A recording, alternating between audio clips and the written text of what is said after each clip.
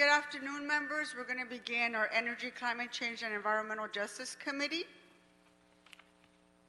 Mr. Clerk, can you please call the roll?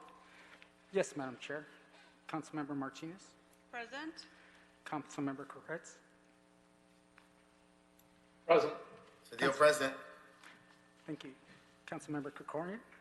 Here. Councilmember O'Farrell. Quorum is present, Madam Chair. Thank you. Members, we're going to start with public comment. As a reminder, individuals who signed up for general public comment are allotted 1 minute for comment. Individuals who signed up for specific items will also be allotted 1 minute for each item for up to 2 minutes. Mr. Clerk, can you go ahead and please read the call-in information followed by our city attorney on our speaking rules? Yes, Madam Chair. As indicated on the committee agenda, members of the public who wish to offer public comment on the items listed on the agenda should call 1-669-254-5252 and use meeting ID number 161-292-7434 and then press pound. Press pound again when prompted for participant ID. Once admitted into the meeting, press star 9 to request to speak. Once again, members of the public who wish to offer public comment on the items listed on the agenda should call 1-669-254-5252 and use meeting ID number 161-292-7434 and then press pound. Press pound again when prompted for participant ID. Once admitted into the meeting, press star 9 to request to speak. When it is your time to speak, please indicate which specific agenda item you would like to speak on. Please turn down the volume on your devices on which you are listening to the meeting to avoid any feedback due to the time lag.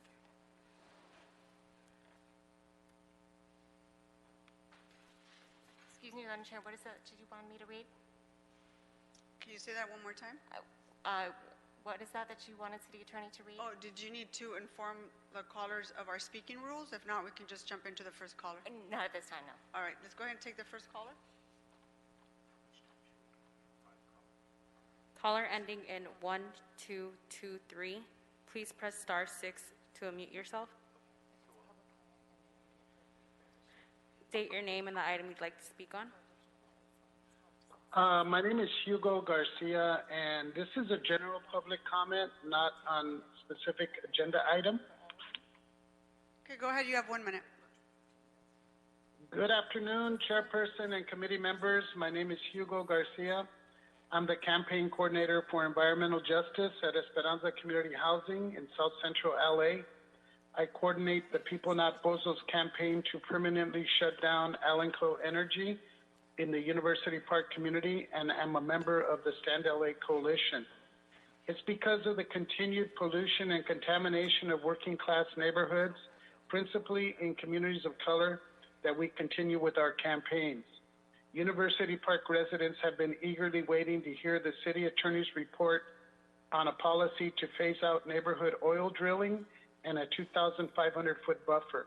Hopefully, it will be agendized soon. We think it's important and in the interest of transparency that the city attorney provide, at a minimum, an executive summary to be released publicly prior to the presentation by the city attorney's office before this committee. Thank you. Thank you. Next caller. Caller ending in 1108. Press star 6 to unmute yourself. Yeah, Please hi, state your name Daniel and the Gus. item you'd like to speak on. Yeah, Daniel Gus, all items and general public comment, please. Okay, you have 2 minutes for the items and 1 minute for general public comment. Go ahead. Great, thank you. Council members, I am concerned about Mr. Cedillo's being influenced on all of these items. I'll explain why. I have a new column today called Gil Cedillo in City Watch LA. Gil Cedillo stars in Tuesdays with Maury Goldman. By the way, the photo in the column is inaccurate. I don't have control over the photos in my columns.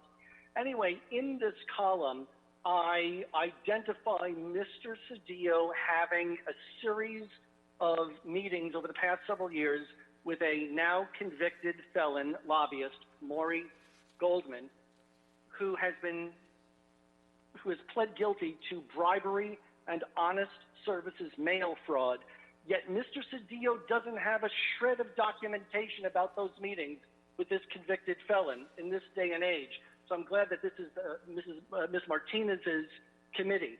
For example, item number 1, Mia Lehrer. I think it's important to ask Mr. Cedillo if he has been influenced to vote in favor or against Ms. Lehrer. Same thing for item number 2. Has he been influenced to vote for or not Cindy Hubach? Number 3, has Mr. Cedillo been influenced by a lobbyist to vote for or against Clean Grid LA, et cetera, et cetera? This is not a joke. A fifth of City Council is under intense scrutiny by the FBI for corruption. Some of your recent colleagues are headed to federal prison. Others are facing potentially the rest of their life for federal prison for these bribery and honest services mail fraud influences. And if Mr. Cedillo, who sits on this committee, is meeting with one of these convicted felons and doesn't have a shred of paperwork for any of the meetings over the past 4 years, I think it's very important for Mr. Cedillo to declare each time with gravity, has he been influenced by some of these convicted felons for bribery and honest services mail fraud? So now that I'm into my general public comment, council members, the specifics of what I'm talking about, which calls into question whether Mr. Cedillo should be on any committee for City Council right now, including this one, is called Gil Cedillo Stars and Tuesdays with Maury Goldman. Again, I don't have say over the photos in my columns, and I need to ask you to ask Mr. Cedillo, has he been influenced by this convicted felon? And if he's either way, why is he meeting with him and doesn't have a shred of paperwork pertaining to those activities? Thank you for the time. Have a good meeting. Okay, next caller. Madam Chair, Yes, Mr. Cedillo? yeah, since my name was invoked, and only because of that, and I won't take time of the committee, but this is like McCarthy era. This is like red baiting of the 50s. Pure innuendo and speculation. This shouldn't be tolerated. This is not relevant to this committee. I don't know what crusade that this man is on, but it does no service for the city. That's all I need to say. Thank you very much. Thank you, sir. Let's go ahead and take the next caller. Caller ending in 7006, press star 6 to unmute yourself. Hey, Mommy! All items in general fucking public You have comment. 2 minutes, Mr. Spindler, and then 1 minute for general public comment. Go ahead. Yeah, speaking of the FBI, of our dearly departed chairman, criminal extraordinaire Mel Levine has resigned from the DWP. I'm so sad. He's done such a wonderful job directing the Department of Water and Power all these years. And how does he get thanked? With a lousy replacement by a fucking cunt that has no qualifications over this great commissioner. He stimulated the economy. He helped with the Paradis Law Firm. He helped get the PricewaterhouseCoopers contract done. And then it ran into a little boo-boo. I agree with Gil Cedillo. This is like a fucking McCarthyism. I demand that Mel Levine be put back on that commission as president. We must stand tall. Fuck the FBI. Fuck the investigations, and fuck the judge and his $2.5 million sanction. Just because our city attorney is a crooked motherfucker, all attorneys are crooked motherfuckers. That's why Gil didn't finish at People's College. He said, I'm not going into that line of work. I'm going to go to help people, and God damn it, he's been doing it all his life. So is Mel Levine. I cannot believe how you guys treat this great commissioner. He did everything you said. You wanted the document shredded? Done. You wanted the outside contracts? Done. You wanted the rate increases? Done. A good soldier on the field. You have 1 minute for general Well public comment, sir. Let's hope that the new commissioner continues the same tradition of greatness. So, what do we have here? We have a bunch of fucking federal agents giving $1 million slap on the wrist to the $1 billion developer who bribed the city council members. They bribed the city council members, and they get a pass while you try to put a Latino politician in Boyle Heights in prison for 100 fucking years. That's what Gil Cedillo's talking about. And I'm glad he started the conversation. Why are they trying to put Jose Huizar in prison for 100 fucking years while the bribe or gets a slap on the wrist? Why? Because this country's ran by motherfuckers, that's why. Gil Cedillo, you're right. Let fucking Huizar go free. Let everybody go free. Let's all take the money and run. Because that's all politics is. It's all about cash. And we're not here for anything else, are we? We're here for the Time limit goddamn is up, money. sir. And that's what we need to get. More money. Your time limit is More up, sir. money. Thank you very much, Mr. Spindler. Let's move on to the next caller. Caller ending in 7240, press star 6 to unmute yourself.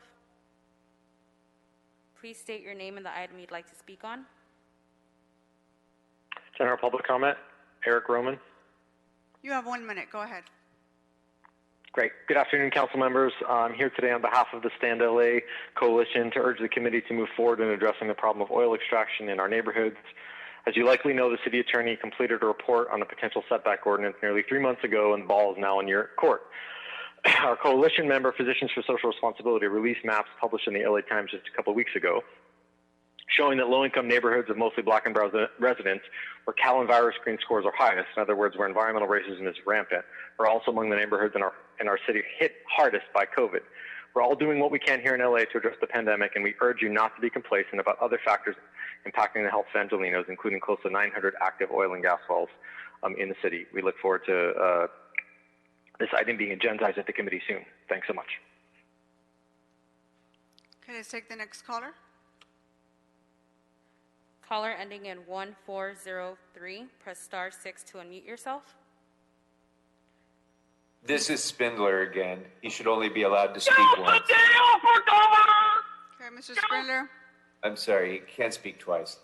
Thank you very much, Mr. Spindler. Let's move on to the next caller. Caller ending in 1223, press star 6 to unmute yourself. Please state your name and the item you'd like to speak on.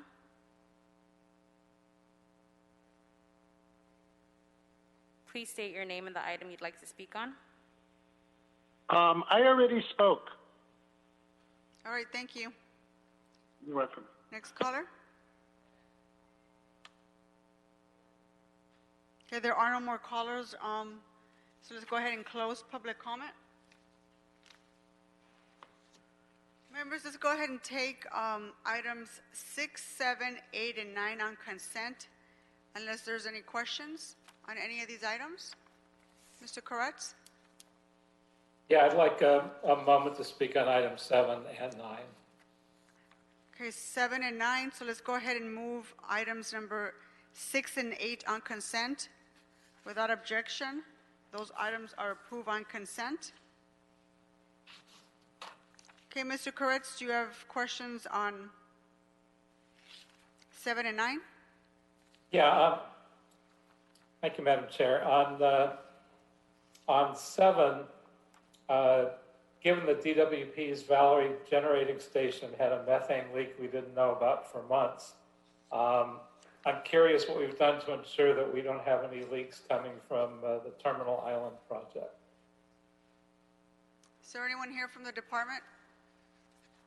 Yes, good afternoon, Madam Chair. This is Tim Dafera with LA Sanitation. So what we have is the wells are closely monitored. As you know, this is a a demonstration project with the EPA where we inject wastewater constituents from our digesters into a rock formation below the Earth's surface. And at this point, we are not at the point where any gas is being produced. So as you know, nature works in a very slow manner. So eventually, over a long period of time, there's an expectation that the carbon is going to break down and it will result in gas formation. But we are nowhere close to that at this point. And the wells are constantly monitored and the data is provided to the Environmental Protection Agency. So to answer your question, I would say the possibility of methane escaping at this point is not there. Great, thank you. Do you want to move on to item number 9, Mr. Corres? Do you have questions on that item? Yes. How has the China national sword policy impacted the e-waste markets? Hi, this is Yasi Lozano. I can answer your question for number 9. It has definitely rippled through. The e-waste contractor has reached out to other buyers who will take the material, and they ensure that this is being done safely and properly. So they have also felt the impact for sure, but they have been able to successfully process and recycle their materials. Yeah, that's good to hear. So, and since this is a revenue-generating service, would some kind of robust educational campaign help us collect more e-waste and then generate more revenue? And if so, what would it take to do that? Absolutely. Actually, there's a shift in the market from these big, bulky CRT material to larger, flat screen, skinnier materials. So letting residents know, as part of the Safe Center program that we do have 7 across the city, we can definitely let residents know to bring their e-waste in, as well as the bulky item program to drop off their e-waste and generate more revenue for the city. So more outreach efforts have definitely been done to let more residents know about our Safe Centers who already don't know. And hopefully that'll bring more residents in to safely dispose of their electronic waste. Yeah, I haven't seen much sign of a campaign, so I'd encourage us to do more. And if you could put together some sort of a little graphic presentation for council newsletters, I suspect everyone on council would put it in their newsletter. I certainly would, and would appreciate that. Sure, yeah, that's a great idea. We'll do. Okay, Mr. Corres, you don't have any other questions on items 7 and 9? That's it. Thank you. All right, thank you. Let's go ahead and vote on these 2 items. Mr. Clerk, please call the roll. Yes, Madam Chair. Councilmember Martinez? Aye. Councilmember Koretz? Aye. Councilmember Krikorian? Aye. Councilmember Cedillo? Councilmember Cedillo? Councilmember O'Farrell? Aye. 4 votes. This item is approved. Both items, 7 and 9. Both items. Thank you. Just go ahead and take up items 1 and 2. We have 2 appointments to city committees today, or I should say city commissions. First up, we have the appointment of Mia Lehrer to the DWP Board of Commissioners. Can we please let her into our meeting?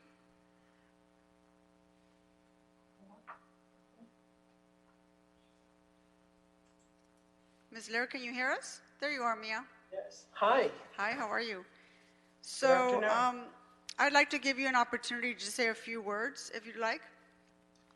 Well, I'm been honored with this appointment. I think at a very interesting time. The commitment of the council and the mayor to the Green New Deal, and the opportunity to work with 4 fine women on an all-women commission is pretty special. I'm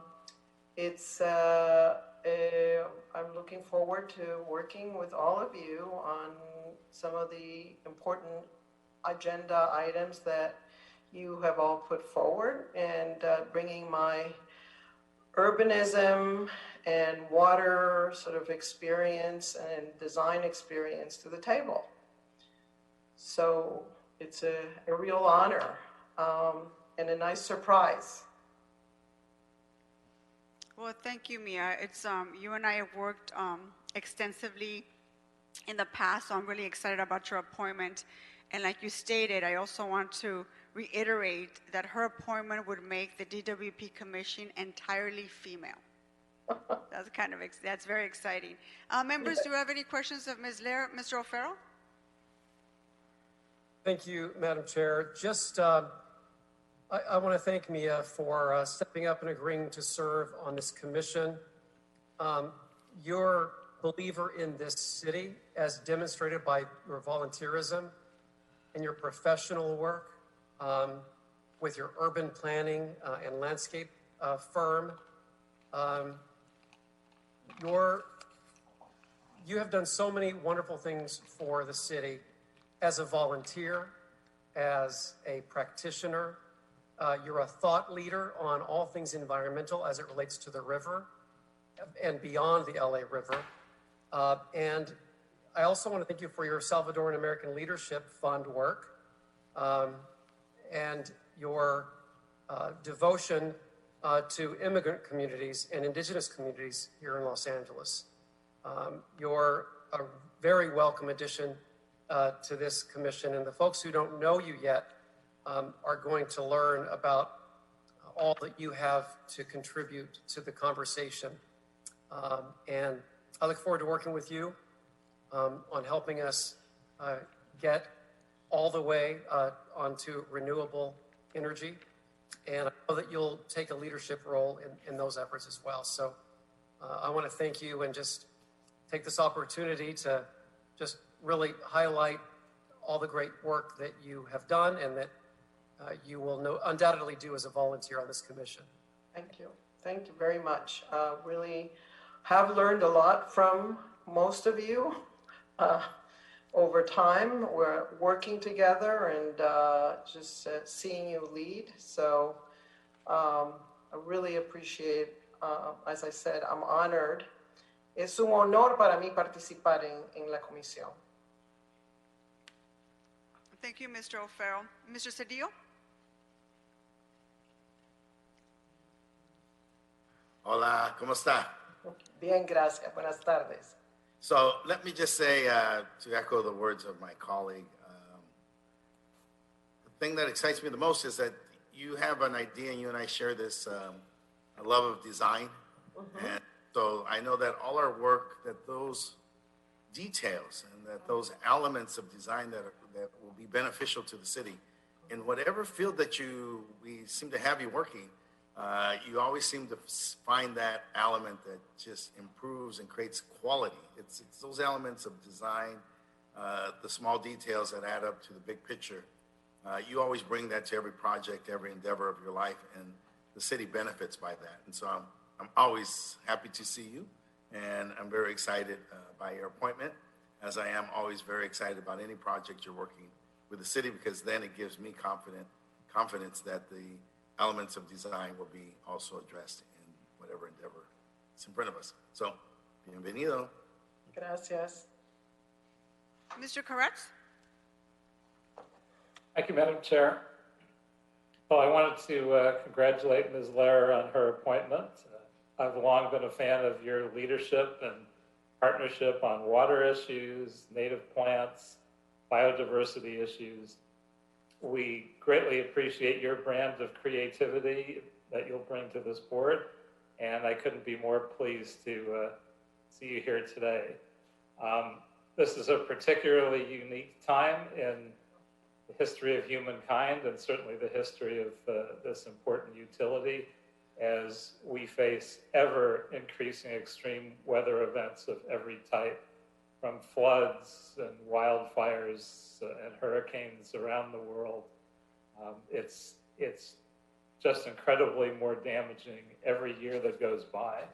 And it's incredibly important that the DWP continues on their process that they're engaged in to reach 100% renewables and to be an example for the rest of the country and the world.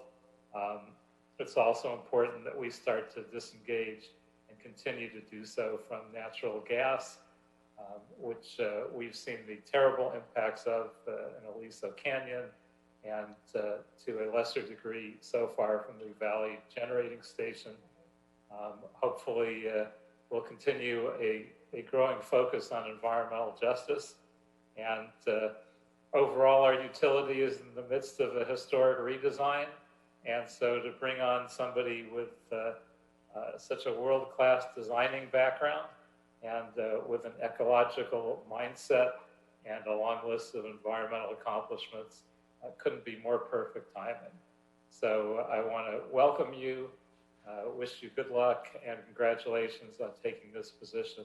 And we know how much you're going to accomplish in this role. I'm humbled and honored, and we feel that the challenges, we're ready for the challenges. And I could just tell you that my father, Enrique Gutfreund, would have been so proud, and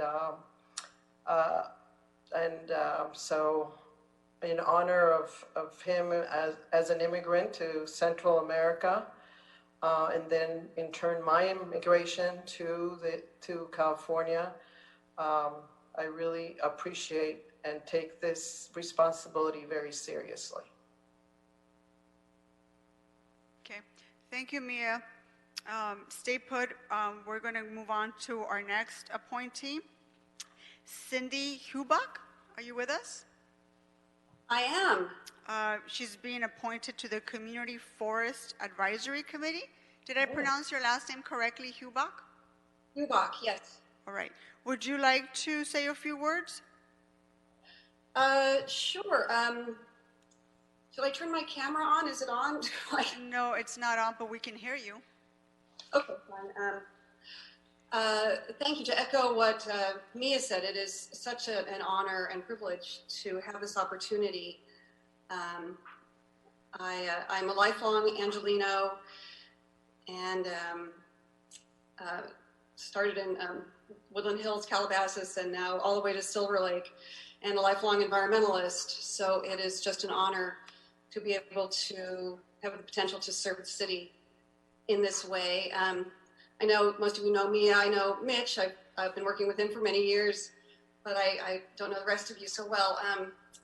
So just a little bit about me. I worked in television for many years at the news station, Channel 2 here in the 80s and 90s.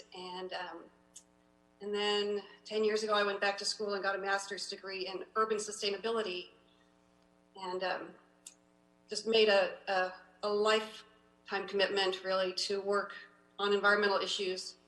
I started a community garden in Elysian Valley, and I now serve on the board of the LA Community Garden Council and the Silver Lake Reservoirs Conservancy and the Green Committee of our neighborhood council. And I have had the privilege of getting to know many people in the environmental community and at City Hall. And I feel that I hope that I can contribute something to this. And as Mia said also, with our Green New Deal and climate change being such important issues now, I really see an opportunity to bring so many issues together, to look at our systems and be sure that we have trees as part of our solution to the many crises that we face as a city and as a society. So, thank you. Well, thank you, Ms. Hubach. It's great to have a neighborhood advocate serving on this committee. Mr. O'Farrell, do you have any questions? Thank you, Madam Chair. Cindy is another incoming commissioner that I am proud to call a friend. And as you all get to know her, you'll appreciate the qualities that I know that Cindy has, and I've experienced them firsthand. And we have worked together, the community garden in Elysian Valley, with your work on the Silver Lake Reservoirs Conservancy. Cindy's the kind of person that just improves every organization that she gets involved in. And so, I'm so glad that you're volunteering for yet another civic opportunity here to expand and share your knowledge to help make healthy and help improve our urban canopy. Trees are often the answer to so much of what ails us, and greening our communities, feeding our communities with access to fresh produce grown locally. Your work in the community garden movement and the community garden council is remarkable. So you're another really great addition to the city volunteer corps. So Cindy, I couldn't be happier to see you in this post. And I also want to give a shout out to outgoing Commissioner Aaron Thomas, another friend who is an amazing individual. So the city has all these blessings, and I'm just glad to see that people are still leaning in and contributing and offering their expertise to make our neighborhoods better, safer, more livable, and healthier. Thank you. Thank you, Mr. O'Farrell. Any questions for Ms. Huback? Okay, well, seeing none, let's go ahead and move that we approve these two items. Without objection, that will be the order. Thank you and congratulations to Mia and Cindy. Thank you for serving. Thank you so much. Thank you. Thank you. Gracias. De nada. Adios. Adios. Mr. Clerk, let's go ahead and take up items 3, 4, and 5 together.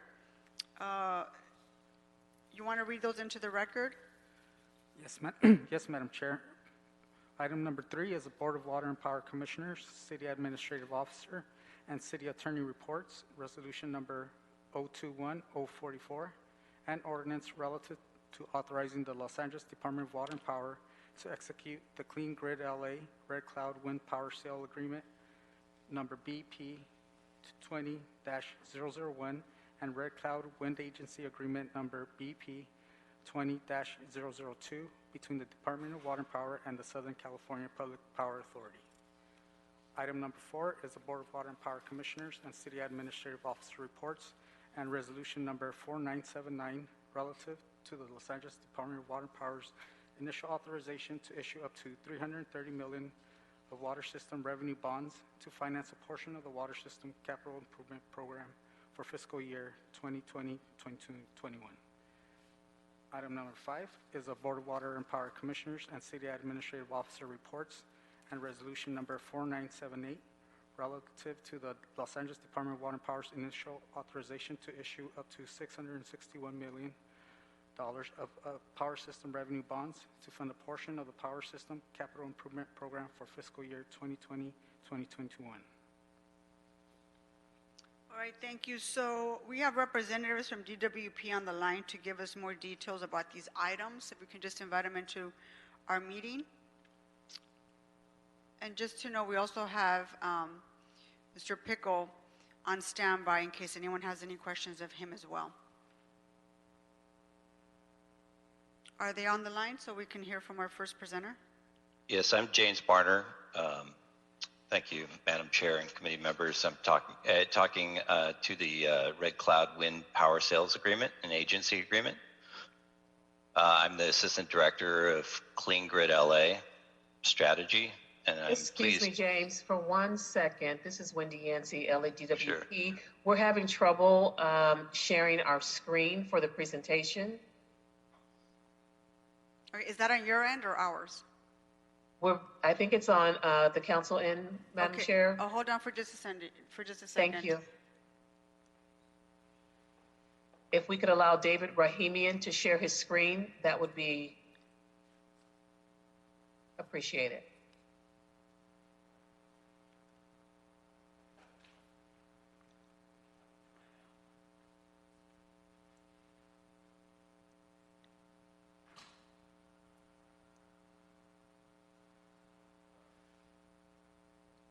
Okay, looks like we have it up. Thank you so much. So can you just tell me who the presenters are one more time? Yes, this is James Barner. Okay, James Barner. I'm the Assistant Director of Clean Grid LA. Are you the only presenter? Yes. Okay. So why don't you go ahead and kick us off? All I'm right. sorry, Madam Chair. Yes. This is Wendy again. I'm sorry. But for items 4 and 5, there will be different presenters. It will be Ann Santilli. I understand. Thank you for clarifying that. Go ahead, Mr. Barner. Yeah, hi, committee members and Madam Chair. I'm pleased to introduce the Red Cloud Power Sales Agreement for your consideration today.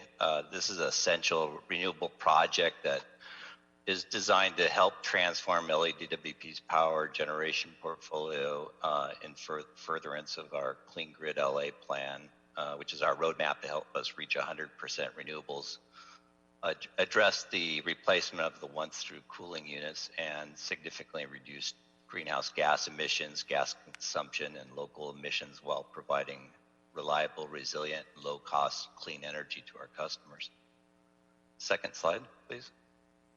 The agenda, I won't really go through this, but I'll skip this part. If you could go to the next slide, please. So the Red Cloud Wind Project was selected out of 105 proposals at the SCAPA. We use a rolling RFP that we evaluate each month, and this is a culmination of about 2 years worth of negotiating effort. We picked this project because it was a wind project that had high capacity factor, higher than we've ever experienced. It adds greater diversification to our renewable portfolio, which gives us increased reliability. It's also very competitively priced. It's the lowest price energy wind project that we've received to date. We expect it to be in service by December 2021, which is a very accelerated timeline. And it does use full use of LADWP's transmission capacity. So that's one of our strategies, is to maximize the use of our transmission capacity. And it also includes future ownership options. And this is one of the reasons why, one of the many reasons we picked this project. Next slide, please. The wind developer is a very experienced developer, Pattern Energy. They have experience implementing projects all over the world. They have a pipeline of more than 10 gigawatts of wind, solar, and energy storage projects around the world. So we're dealing with a very stable wind developer that can implement this project. Next slide, please. So the Red Cloud Wind Project, it's located in New Mexico, central New Mexico. You can see there the Corona Wind is part of a larger project. I think it's about 1,500 megawatts. Ours is 331 megawatts. And it's the first phase of that project. And one of the transmission lines that was required to be built for this project was the Western Spirit transmission that you can see in blue there. That's essentially the gen-tie transmission that brings it to up to Tucson Electric Power's transmission line in yellow, and then through the PNM, the Public Service Company of New Mexico's transmission, to finally drop it off at Navajo, which is where we had our former coal plant, the Navajo coal plant. And this is to make use of the transmission bringing in that was formerly coal transmission, and we're repurposing it for renewable projects. Next slide, please. So here's a summary of the project. This utilizes very large turbines, much larger than we've seen a growth in turbine size over the last 5 years. It has the highest production, lowest cost wind we've seen, like I mentioned before. The term of the PPA is 20 years. It has 2 5-year extensions, so a total of 30 years is possible with this project. The capacity I mentioned before, 331 megawatts, and it's delivered to the Navajo switchyard. The energy price is $43 if we reach the COD commercial operation date by the end of 2022. If we're able to reach it by the end of 2021, we actually get a $2 discount for $41 per megawatt hour. The agreement also allows a a fixed curtailment of 4% at year 11. So in 2032, for an increased price of $1.45, we can have guaranteed curtailment rights. So that might be useful in the future as we start to implement more renewables and experience more overgeneration. The purchase option is available at the 13th year and also at the end of the contract term. The purchase price would be based, if it was purchased at that time, on the fair market value. And the rate impact to our customers is very low. If you consider all of the greenhouse gas savings and fuel savings that this project provides, it'll cost about 0.05 cents per kilowatt hour, and that works out to be about $1.80 annually per residential customer. Next slide, please. So here's the beneficial impacts. The expected annual generation will be enough electricity to serve 222,000 homes. The expected emission savings will be 464,000 metric tons of CO2 removed each year by reducing natural gas used to generate electricity. And the amount of gas reduction is 8,500 million standard cubic feet per year. This is equivalent to removing about 100,000 cars from the roads. Next slide, please. So here's the milestone dates. The notice to proceed, we expect this December. The construction of the Western Spirit transmission line to bring it to the Tucson Electric Power's transmission line will be in October 2021. And the final in-service date for the project is expected to be December 2021. So a year from now, we'll be receiving this energy for the benefit of Los Angeles. And it will be providing 6% RPS to our system, which is of our total sales to our customers. Next slide, please.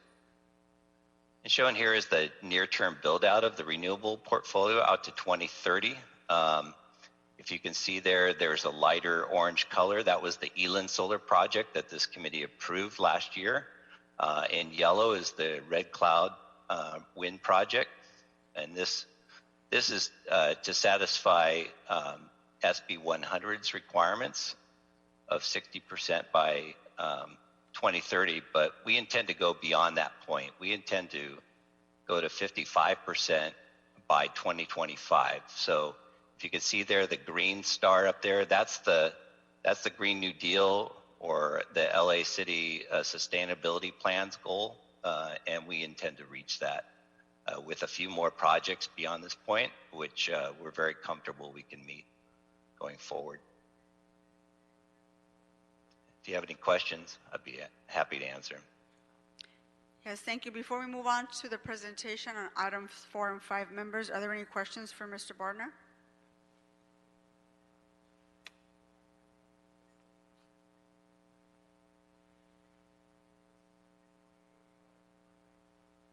Mr. Koretz? Thank you, Madam Chair. I'm just wondering about the capacity of the lines around the Navajo transmission plant. How much capacity do they have after this project is built? And do we have plans to make use of any excess capacity there? Yes, we intend to use the full amount of capacity available at Navajo, and we do have significantly more than this project envisioned at Navajo. Great, thank you. Mr. Krikorian? Thank you, Madam Chair. And I had the same thought as Mr. Kretz, and actually before it even gets to Navajo, that's a lot of transmission, kind of a roundabout path to get it to Navajo. Is that pre-Navajo line an AC line? Yes, they're AC lines. Okay. I'm not sure, I don't recall the voltage of them, but one of the benefits of this agreement is that we do not incur any losses in delivering the energy. The energy that's produced at the plant has to be delivered to Navajo. Oh, And so there's no drawback to us really that's significant for it being that far away, other than it's better quality wind. Well, you anticipated my question with the absolute best possible answer, so that's terrific. I'm really, really excited about this project, and to have this big of a boost in our renewable portfolio at such a low cost is a spectacularly important step forward. I guess the one question I always have when we're adding so much wind is how does the sort of load portfolio look for wind that's generated in this geography? How does that affect our grid reliability and so on? How are you smoothing that load? Yeah, so we have a number of projects like Hoover Hydro can help to offset any reduction of the wind, so it can regulate that to a certain extent. We also have Apex as well that can do that. As far as the wind is concerned, it generally blows in the evening time and the early morning, which is a very difficult period to reduce gas emissions. And that's one of the big benefits of wind, is that it can remove a lot of gas emissions, even more so than solar in many cases, because solar is all predominantly in the middle of the day, and there's few renewable resources that can offset gas in the nighttime. So the blend of the solar with the wind, especially if you add solar with some batteries together with the wind, they really complement each other and provides a more consistent output throughout the entire 24-hour day on a regular basis. So we think it'll actually improve the reliability as it gets built out. Doesn't get much better than that. Thank you very much. Thank you, Mr. And thank you for your continuing work on moving us towards our 100% goal. I know that everybody at DWP has been really working hard to try to build out the blueprint, working with NREL, and I'm looking forward to getting the recommendations back as to how we get the moon launch done and get to 100%. Thank you. You have an excellent staff to help. Thank you. Mr. Pickle, would you like to comment on item number 3? Just want to give you an opportunity if you wish to say something. Other than that we support going ahead with this, I don't think I could add much to what Mr. Barner has said. Okay, very well. Thank you, sir. All right, let's move on to item number 4 and 5. Ann Saltillo, are you with us? Yes, Madam President, Ann Santilli, and I have Peter Wynn from our Office of Finance with us as well. Okay, very so well. So if we could go to the next slide. On items 4 and 5, we're requesting approval to move forward with $330 million of tax-exempt water revenue bonds to sell and $661 million of power revenue bonds. This was part of our fiscal year 2021 budget, and this will help us perform our capital improvement program. These are our initial resolutions, and once, if approved by council and the mayor, then our finance team will put together secondary resolutions to determine the financing team, the estimated interest costs as it gets closer to the amount of the sale, and the official statement. We are asking that these be a private bond sale where we work with the investment banking firms to help market these and secure the lowest interest rates that we can. And next slide. And I mentioned this, the debt service on the water side will be covered by the Water Revenue Fund, and the debt service on the power side will be covered specifically by the Power Revenue Fund. Next slide. This slide shows the water system capital improvements program. We have a budget of $816 million. And so we plan to use $240 million on water quality improvements on our reservoirs and our trunk lines and some groundwater cleanup. We have $88 million for water supply costs, with the bulk of it coming from the LA Aqueduct. And then the portion 375 million for water infrastructure program, which the majority of that is going to help replace the distribution mains and trunk line replacement and reservoir improvements. And then we have 22 million in Owens Valley regulatory compliance costs, and then 90 million of water system share of our joint capital projects, which covers IT, buildings, and others. Next slide. So overall, the water system is going to spend approximately 816 million if we spend our whole budget. Of these, 339 million will be generated from internal funds, and the 476 million will be the remaining. We already have some of the money set aside from our prior bond sales. So the total estimated cost for water is 330 million of new money, including principal, and the overall cost, including interest, would be approximately 674.8 million over 30 years.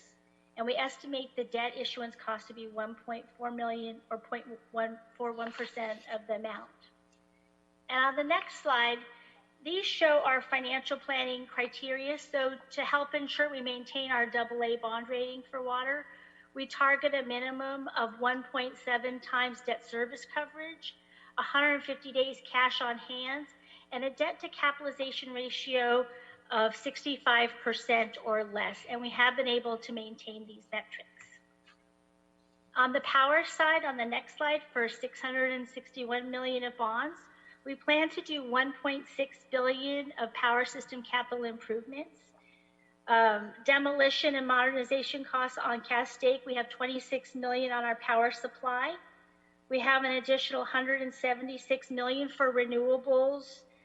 We're going to be entering the energy imbalance market with the Cal ISO April 1st.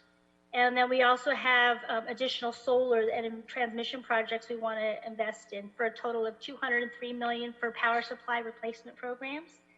On our reliability program, we have 619 million, and this is the program where we replace poles, cross arms, cables to help ensure customers have reliable service. And then we have our power supply and general support. These are improvements at our stations, generating stations, distribution stations, general facilities that help keep our investment solid. And we also have investments for automatic meter reading proposed for the future.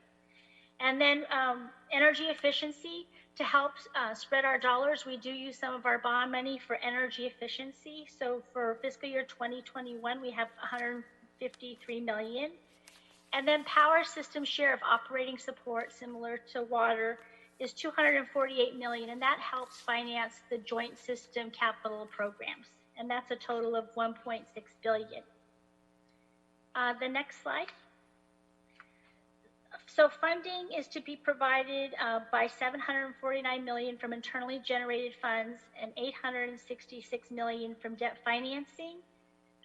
With your approval, this resolution will authorize the issuance of 661 million for bond proceeds, and the remaining 205 million we have from our prior bond sale that we haven't spent yet. And we estimate that this will cost, including principal and interest, 1.3 billion over 30 years based on current interest rates, and that the estimated debt issuance cost will be 2.7 million or 0.4% of the total bond issuance cost. And I'm happy to answer any questions. And one other slide. Just as on water, we maintain power financial metrics. So debt service coverage, a minimum of 2.25 times. Below that, a full obligation of 1.7 times. So that means that when we have our SCAFA projects and other ones, we take all of that debt to make sure we're meeting that 1.7 times. Days cash on hand, a minimum of 170 days. And then a debt to capitalization ratio is a little higher on power, it's 68%. And this helps us maintain our AA rating for the power system. Next slide. And I'd be happy to answer any questions. Thank you, Ms. Antilli. Mr. Gregorian? Thank you, Madam Chair. Could you please go back to slide number, page 7 on the presentation, the breakdown of the expenditures?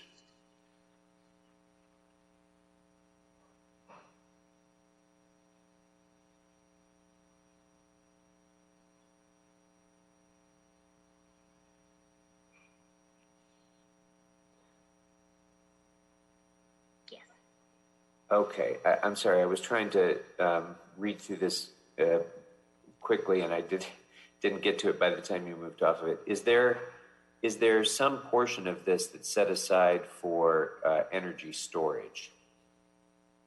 Energy storage, that would be part of, I believe, our power supply replacement program. So along with our solar, it says energy storage is part of the 176 million on that first line. Okay, very good. Great. Thank you. And then if just flip forward a couple slides to the last slide, please. And I wanted to just check in with Dr. Pickle. Given the fact that we haven't been hitting our targets for debt service coverage and the debt to capitalization ratio is still going up, does that raise any concerns for you, Dr. Pickle? I mean, DWP has done a great job of maintaining its credit ratings, but are the trends there anything that we need to be concerned about yet? It's not bad news to not hit your debt to capitalization ratio. There greater financial certainty, but it does mean more is being funded by cash, which is more expensive. It's expensive in rates, so it's a trade-off. At these times of very low interest rates, which we can hope we can take advantage of, and there are no surprises before we get these issued. Getting debt at these low rates is a good time, and this is important because the cash is needed for the planned capital investments. Great. Thank you.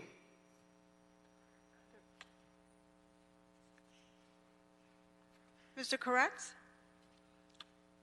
Thank you, Madam Chair. Wonder if you could highlight the water supply projects that this is going to fund, the local water supply projects. I do have Mr. Andy Leonard, engineer, that's listening in. Andy, could you talk about any of the projects for 2021 from the water system?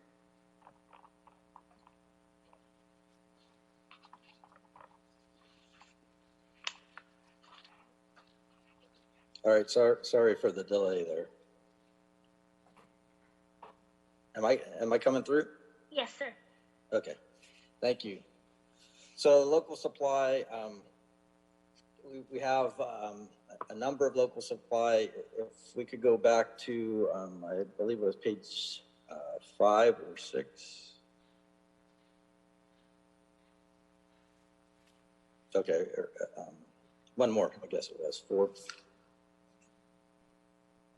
Page 4 with the breakdown. So looking through the chart that we have here, if you look at the groundwater remediation and cleanup, that's a significant local supply effort. That includes remediation projects that we're doing in the San Fernando Valley, North Hollywood West wellhead treatment. We have the North Hollywood and Tahunga wellfield projects and remediation projects. In addition, we have a number of stormwater capture projects that we're working on. That is actually reflected down in water supply, the second line, watershed and stormwater capture. And then, of course, the groundwater development below that.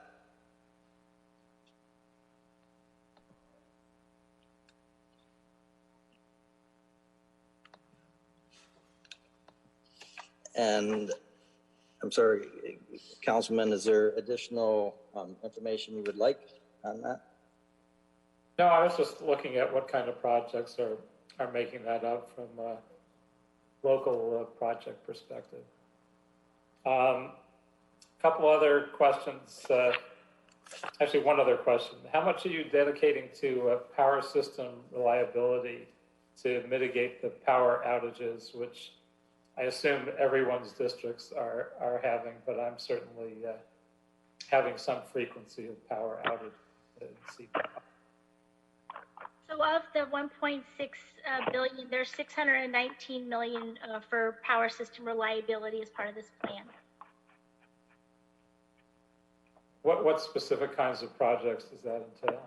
It's the specifically replacement of the poles, transformers, overhead circuits, and then anything where, that needs to be repaired. So our power team has a process to look at all of the poles and the transformers to see which ones look like they're going to be the ones to fail. And so they will replace those as they're identified, or they'll replace the ones that break that hadn't been identified earlier. Do we have any sense of how much more reliability this will bring? Will this reduce, do we think, outages by 25%, 50%, any projections? I do have Mr. Louis Ting from our Power Planning and Engineering Department also on the call, but I think that it's a very large long-term capital program. This 619 million is needed now, but I think there's still a lot of more work to be done. Louis, did you want to add anything? No, that's absolutely correct. And we've been doing a power reliability program since 2008 and started actually in 2007. And we'll continue to replace the aging infrastructure that we continue to see. And is absolutely correct. We have an inspection program, but we also have a database of the equipment for the infrastructure that we're looking at. We are prioritizing based on the age and also based on the conditions of the equipment.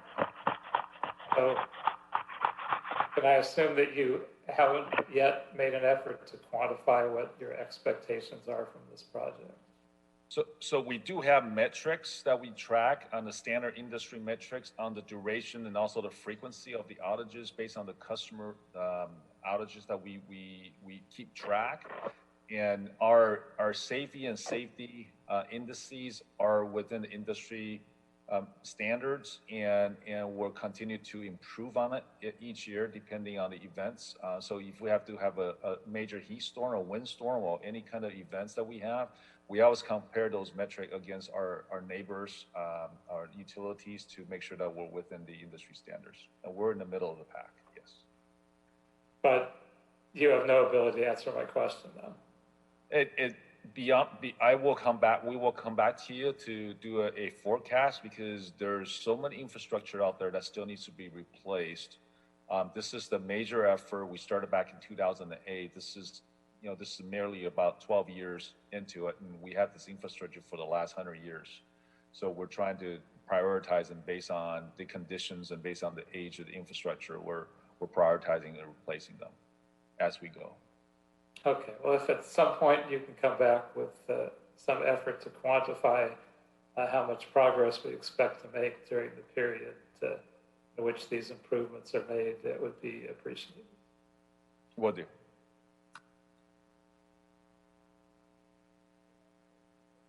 Any other questions, Mr. Koretz? No, I think that's it. Thank you. Okay, I have a question. So for the power system revenue bonds and the Clean Grid LA items in particular, what impact would these have on the Sun Valley generating station and accelerating its decommission in light of the ongoing methane leak at the plant?